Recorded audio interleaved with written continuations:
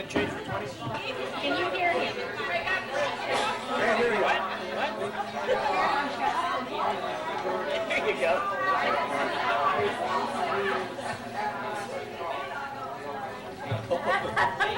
That sounds good. Go ahead.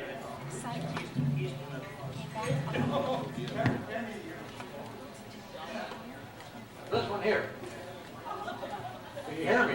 Yeah. Go ahead. Hallelujah, we can do it. Now, if I just had something to say.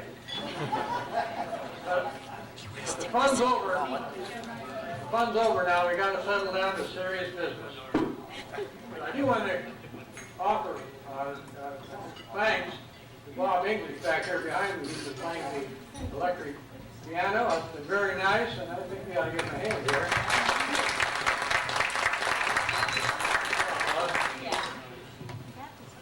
That's nice. I do have a few remarks I wanted to make. And you shouldn't take more than 25 or 30 minutes. No. Put it away.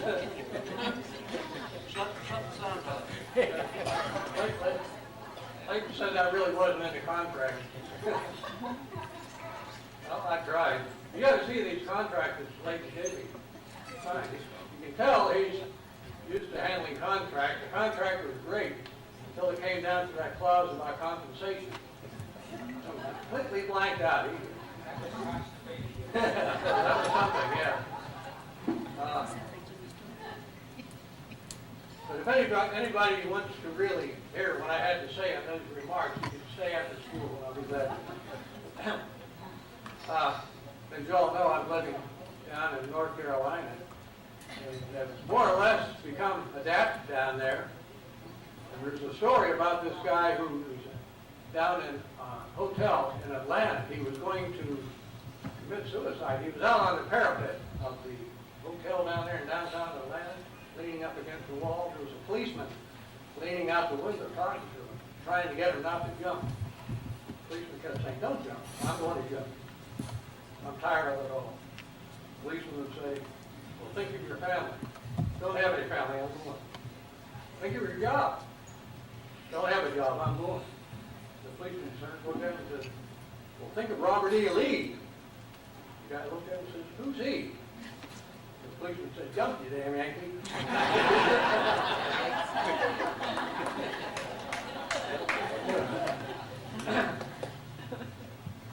Okay, now the next thing we had somewhere, I think, I haven't looked at it yet, but there's a program of what we're supposed to be doing tonight. I may or may not stick close to it. I haven't seen it, so. But somewhere on there, there's something about introductions. And of course, every introduction, it would constitute an introducer and an introducee. So I'm the introducer right now, and the introducee is Vern Cyberling. And when he gets up there, he will miraculously turn into an introducer right before your eyes. Vern?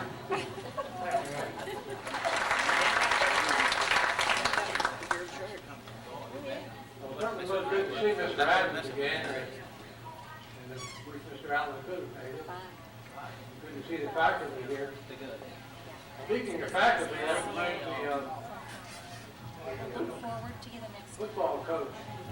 He had big game coming up on Saturday, and his running back was not able to play because of academic problems.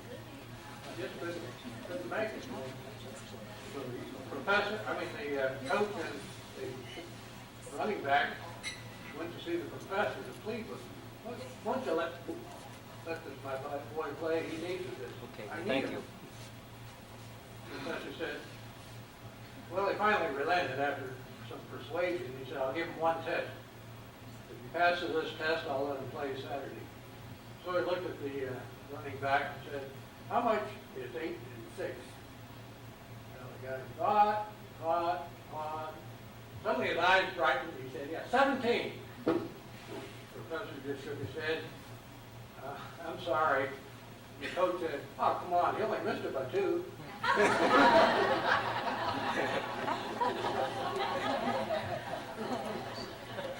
So, As an adjunct to the introduction portion here, I wanted to mention, I bet most of you would remember Buddy Berge, Ken Berge.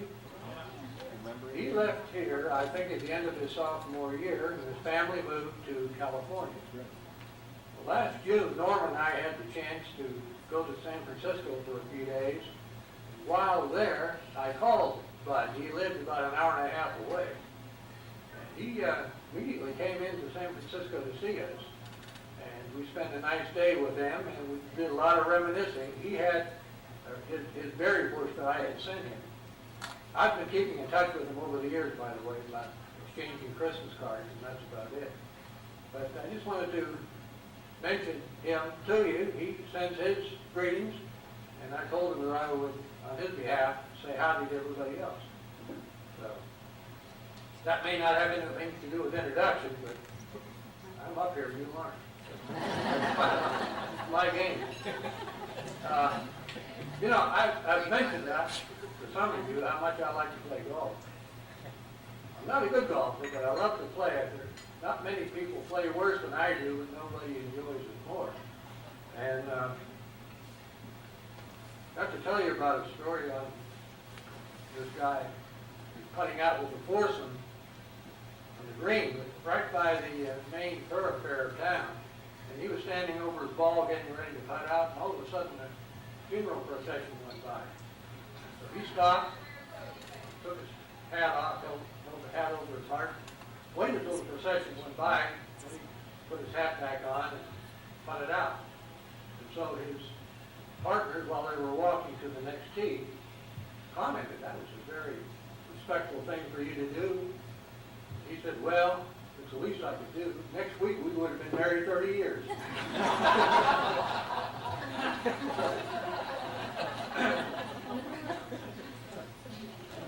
Okay, before this thing gets entirely out of hand, it's time to hold a class meeting. And I'm going to exercise my awesome power here as class vice president and call this meeting to order. I'd like to operate under the Robert's Rules of Order, but I don't know how they work. I did buy a book one time on that, but I couldn't find anybody to read it to me, so we'll just have to sort of wing it here. And so this here meeting is now officially called to order. And we'll dispense with the meeting reading of the previous minutes. Probably aren't any anyhow. That much I do know about running a meeting. After that, it's whatever happens next. Before proceeding, though, I'd like to tell you a little story about Don Fisher. Don plays a little bit of golf. He was on a par 3 one, pretty long par 3 hole that had a big pond right down between the green and the tee. So he was a little concerned about it, so he put an old ball down just in case it went in the water. So he was standing over the ball getting ready to swing. All of a sudden the voice came out of nowhere. Use a new ball. Now I looked around, didn't see anybody, but he went there. So he got a brand new ball laid it down there. Got it ready to address the ball again. Same voice came out. Take a practice swing. Don't same practice. Okay, ready. Took a practice swing, then stood up to the ball again, getting ready to hit. The voice came out of the sky again. Use the old ball. Now, we need to get back to business here. And we need a little bit of decorum here. We're going to run a meeting. Don't need a whole lot, but just a little bit. Any old business? We have time. I'd like to know if any of you feel like telling us what you've been doing with yourselves since the last meeting, the last reunion 5 years ago. Anything exciting happened since then? Does anybody want to tell us about? Apparently not. Same old, maybe. But as far as the new business goes, Do I hear a motion that we have the 50th anniversary, and the 50th reunion? So moved. Anybody just want to second that? I like to second it. Seconded. Any discussion? Okay, no discussion. I'm not going to let you have any discussion here. Let's have a vote. All in favor say aye. Aye. Okay. Anybody opposed? All right, that's great. Now, we need to appoint a committee to run the 50th. And I just so happen to have one. Could I have a fanfare there?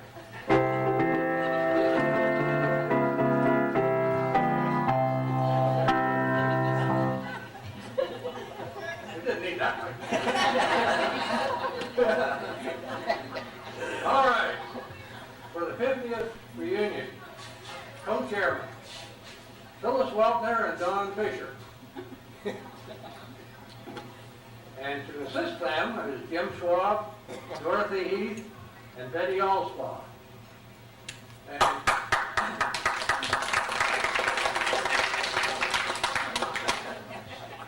well, I would like to ask, including myself, if we have any ideas about what we would like to do for the 50th, get in touch with Phyllis or Don or anybody else on that committee and let them know your ideas. Let's have some input. And we can have a big one then. It'll make their jobs a whole lot easier. And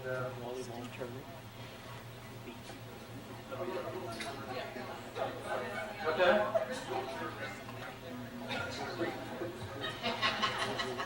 Well, Dick wants to have a wheelchair race.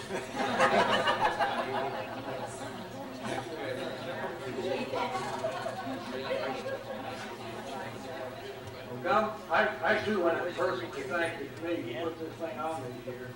As you know, this has been the first year I've been able to make it. And I have thoroughly enjoyed it. And it's so nice seeing all you people again. And I just want to personally thank you for it. And I understand that all the expenses have been covered this year. And there's even a little slush fund to turn over to the incoming committees. So if you have any idea what it is, maybe $10,000, $15,000 or something, whatever it is. And the committee, this year, committee members, I understand, will be getting a complete report on what has happened. I don't have anything else right now. We've covered the picnic tomorrow. I'm looking forward to that. If you're sure I can get there from here, Dick? Okay. Okay, sounds good. And I want to say also that if any of you get back down through North Carolina, especially in Greensboro, please feel free to give us a call. To stay down there, come see us, you hear? And yes, great. You wouldn't want to see me if we just snow. I told you I got to keep it running, Ray. Ray stopped in one time while he was passing through Greensboro and called me, and it was kind of a bad night. I am getting a little skittish about driving on snow. We know down there, if you got a half inch of snow, they close the schools immediately. So you have to roll the punches and sort of live with it. Talking about Dick over there, haven't seen him and haven't seen him in quite a while. I remember when we were both in Pinto, I busted his nose one time. We weren't in a fight. We were the best of friends and have been ever since. But you know how we used to make skating rinks on an incline? You know, keep skating over the ice time and time again. One time Dick was coming down and I was trying to run up, but we collided. He came out second best. But Bob Sterling had an idea. Be curious to know what grade schools we all went to. And there are, as best we could determine, there were 4 grade schools that fed Cranberry: Seneca, Salina, Pinhook, and Sage Run. Just out of curiosity, how many, we have a contest here. How many here went to Seneca grade school? How much standing up? 1, 2, 3, 4, 5. Keep score here. It's going to be a big prize for this. How many went to Salina? You want Salina? More than 5 to stand somebody's line, because 5 kids started together in first grade with the whole way through. Oh, really? Well, there's 1, 2, 3, 4, 5. We're all there. 6. Chuck Hitchcock. Oh, that's right, Wait a there were 6 minute. Chuck Hitchcock. Yeah, There's 6. 6, I'm sorry. There's 6, yeah. Well, there's 6 standing. There's 6 standing. No, Chuck Hitchcock isn't there. I went to second and third grade, and I went to Cranberry. You can sign it. Okay, so you're in both of them. Okay. That's a half. And 4.5 to the 5.5. I ain't gonna deal with that. Pin up. Ah, there you go. 1, 2, 3, 4, 5, 6, 7, 8. Yeah, I know. Sage Run.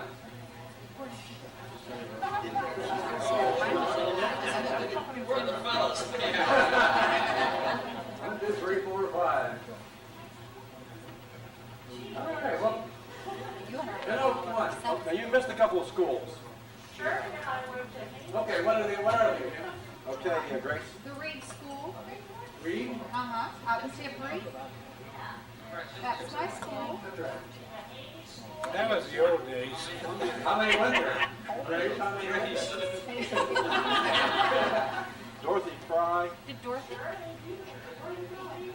Haney, the Haney School. Yeah. Haney School. And the Centerville School at Perdix, Leonard Stuck, where's Leonard? And I, and Leroy Schwab and Loa Dietrich went to the Centerville School at Perdix. Louis Blosser. Where'd you go, Louis? I started in the card school, Yeah. That's great.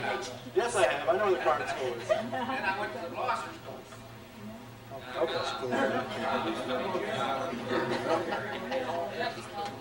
And Mary Stover. Sawtown, right.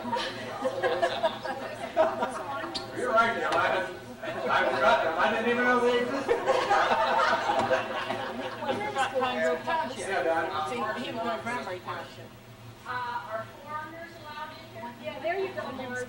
Lois Nurse and I went to Grant Street. Yeah. Oh, okay. I was, we started Grant Street School, yeah. Okay. Yeah, you're allowed in, Martin. Oh, But regardless of all that, pin up one. It ain't pin up. And the prize for that is a 2-week stay in Meadville.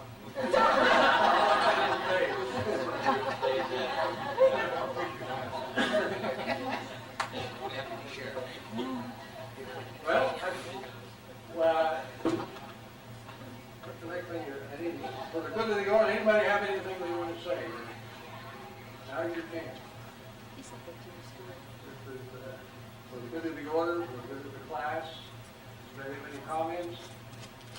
How many men you married within the class? Mayor? Many was married within the class.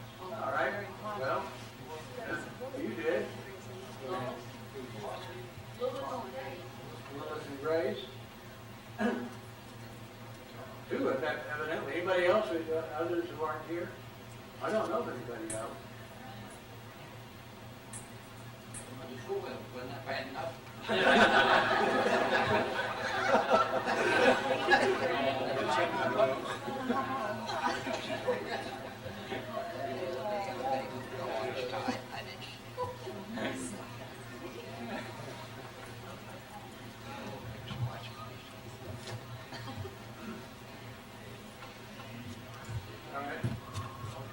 I started that, mentioned that update, everybody's a little back.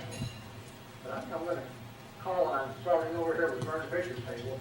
Vern, just tell us what he's been doing, and each class member, only, sort of an update, Vern, what you've been doing in the last 5 years. 5 years? Yeah, don't go back any further, I want to get out of here by 2 o'clock. No, we, Norm and I have, sort of fortunate, in that we have, one of our daughters is a computer programmer for U.S. Air. Consequently, we can fly free.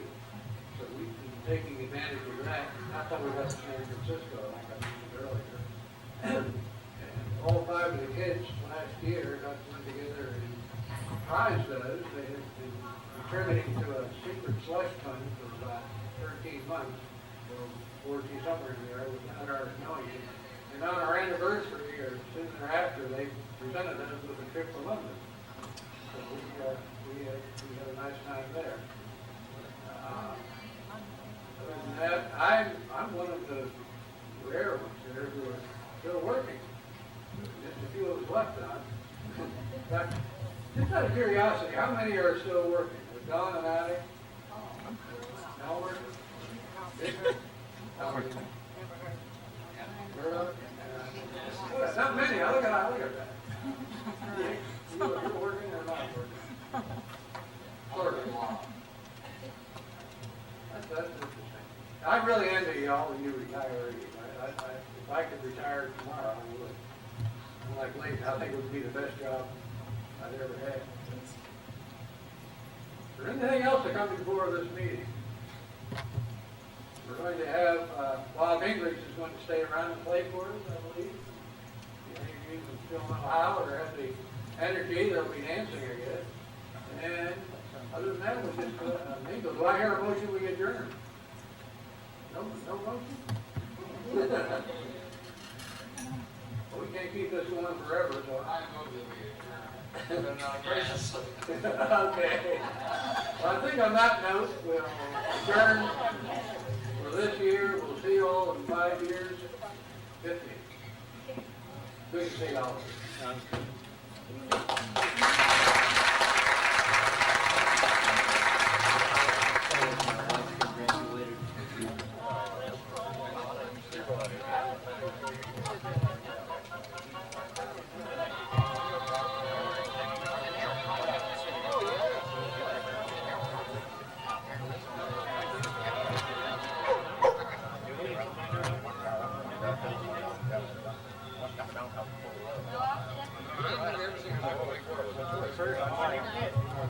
Even though it is free. That's a great point. They haven't died.